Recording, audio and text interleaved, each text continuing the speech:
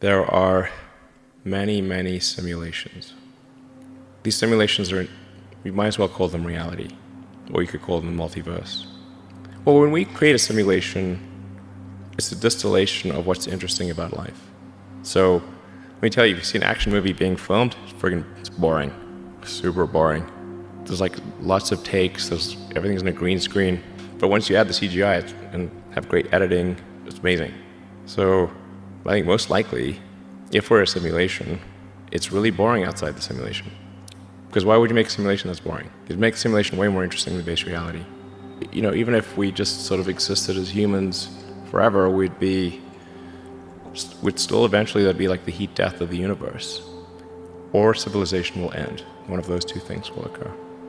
Civilization, if you're very generous, civilization is maybe 7,000 or 8,000 years old, if you count it from the first writing.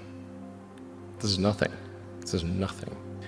The universe as we know it will dissipate into a fine mist of cold nothingness. 40 years ago, we had Pong, like 2 rectangles and a dot. Now, 40 years later, we have photorealistic 3D simulations with millions of people playing simultaneously, and it's getting better every year. And soon we'll have virtual reality, we'll have augmented reality. If you assume any rate of improvement at all, then the games will become indistinguishable from reality. So given that we're clearly on a trajectory to have games that are indistinguishable from reality, and those games could be played on any set-top box or on a PC or whatever, it would seem to follow that the odds that we're in base reality is 1 in billions.